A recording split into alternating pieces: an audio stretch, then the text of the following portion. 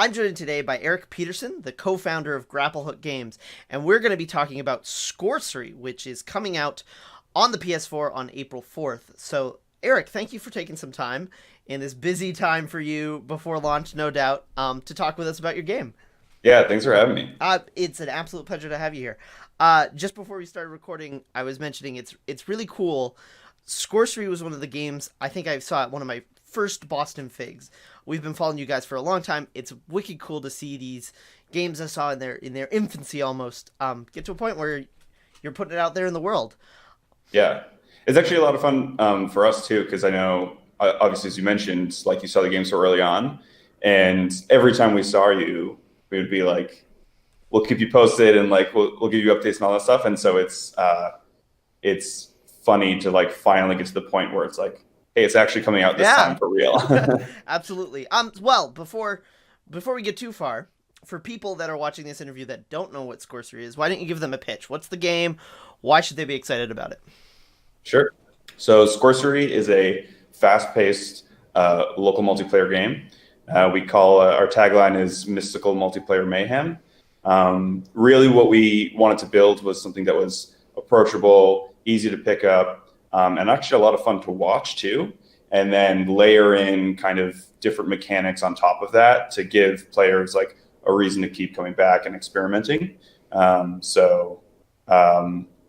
The players control these magicians or sorcerers, and they enter this arena where they're basically competing for their freedom against an evil magician that's trapped them. But what that means mechanically is there's this arena, and each team has 10 runes, these like spooky skull-shaped runes.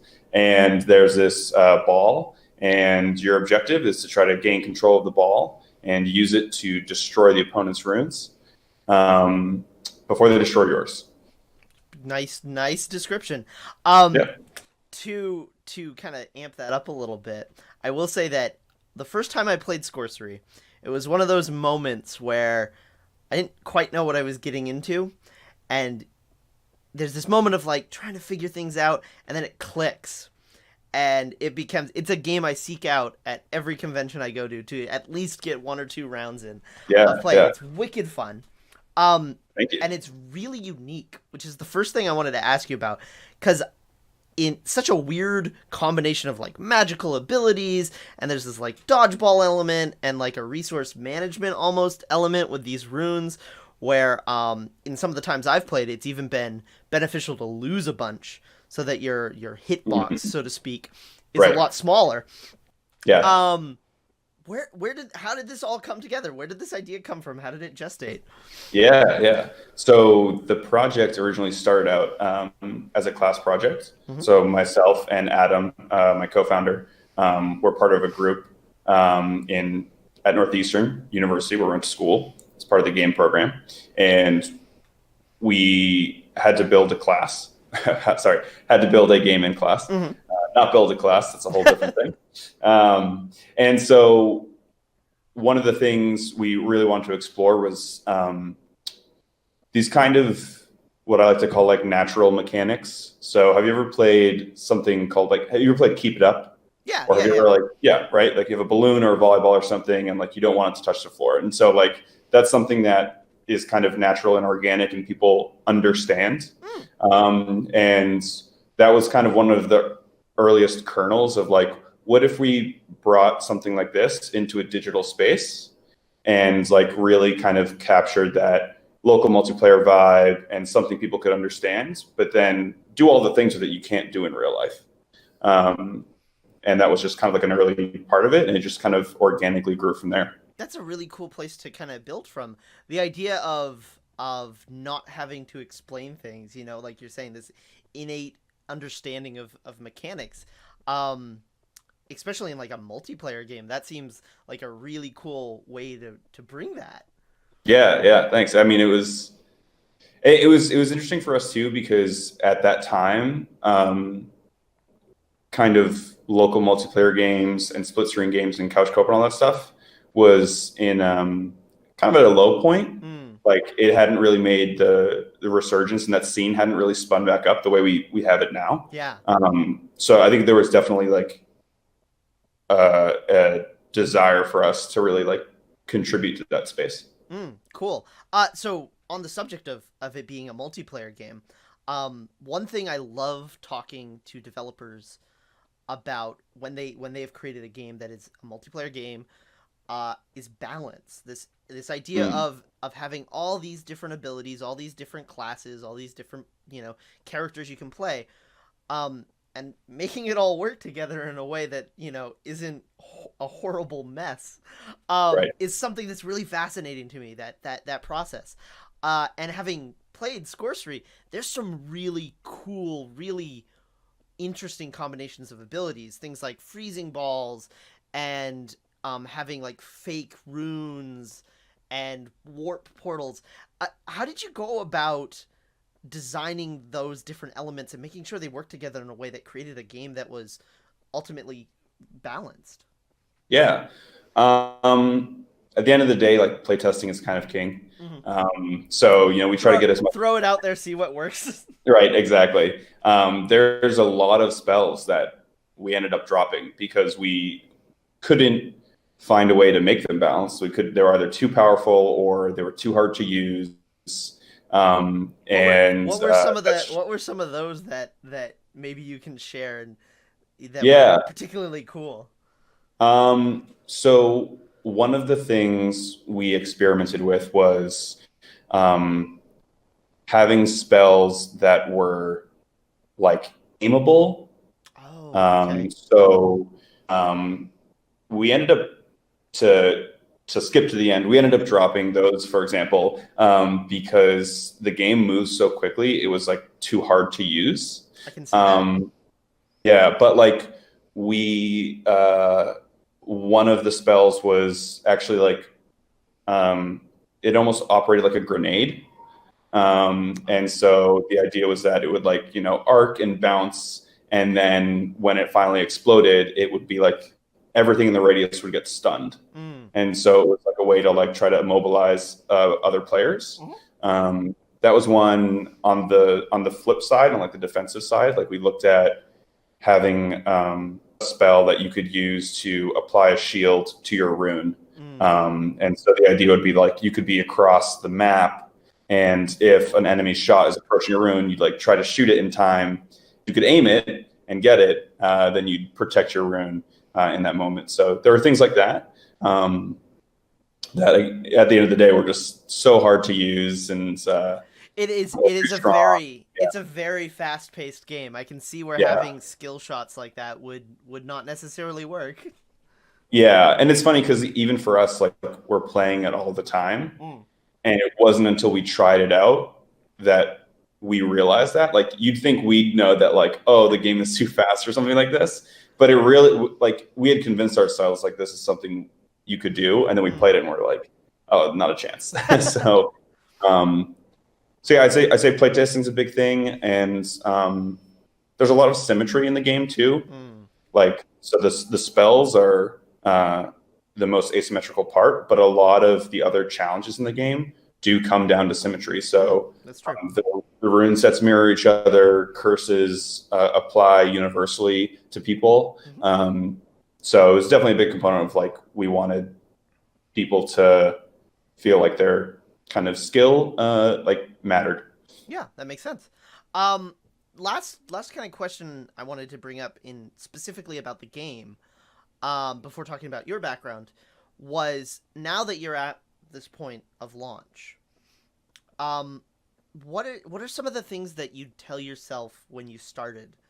Kind of these kernels of wisdom that now at the end of the journey, you're like, oh, if I had done something that, differently at the beginning, it might have made the whole process a little easier, a little quicker. Oh boy.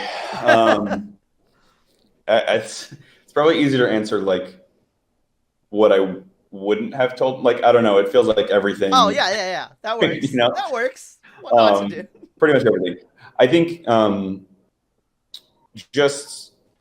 I think one of the biggest things that happened over time and that ultimately helped us get to the point where we are now is just kind of like having a more organized development and more consistent development. So, just using our tools intelligently, tracking issues intelligently, and spending more time to do play tests and paying attention to small things from like our like art team, for example, and making sure like we're addressing things that they're looking at. And so I think just like keeping that communication consistent and our tools consistent, like just helped us keep track of everything.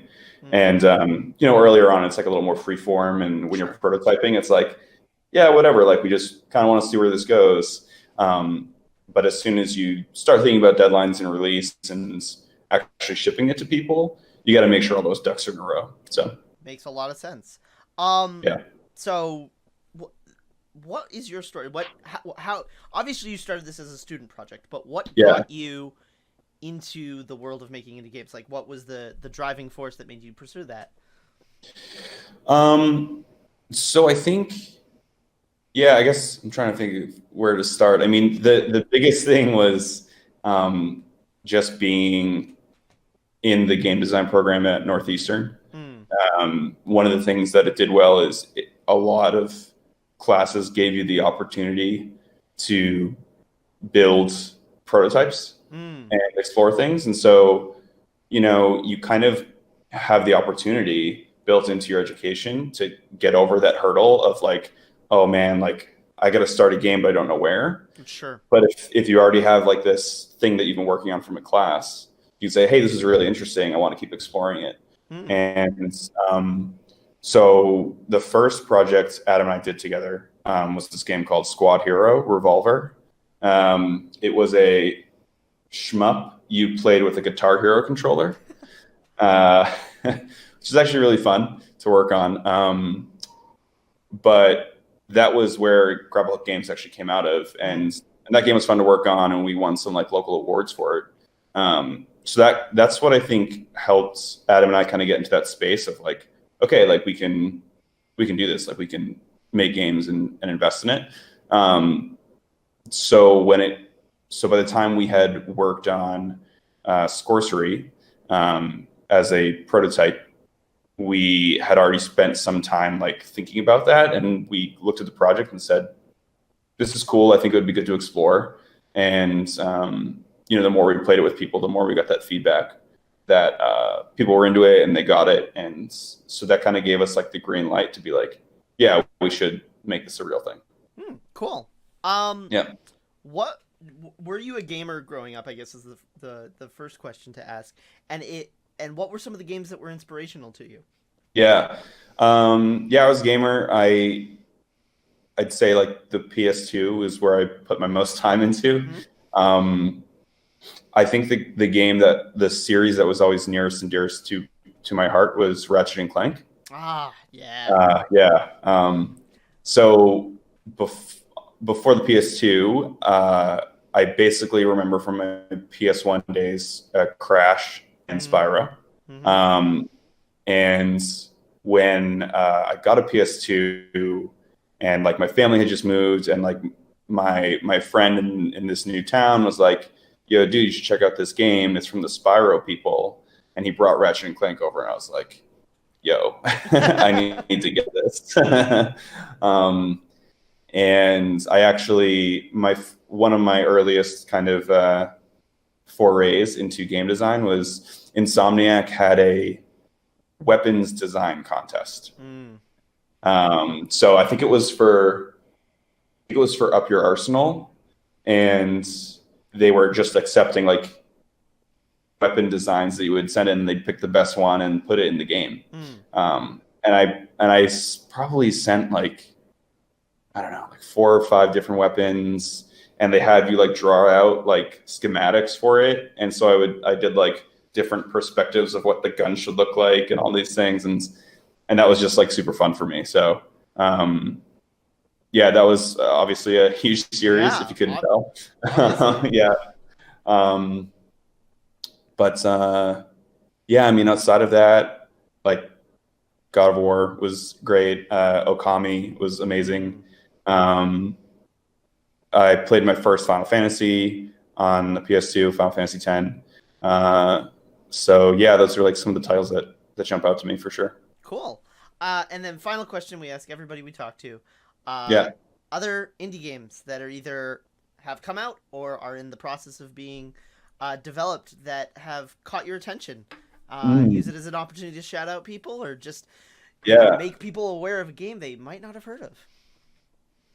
So so Adam and I are good friends with the guys at Glass Knuckle. So they're currently working on a project called Picross Makeout League. So I highly recommend people should check that out. It looks absolutely bizarre, and I can't wait to play it. Yeah, it's been super fun to see those updates.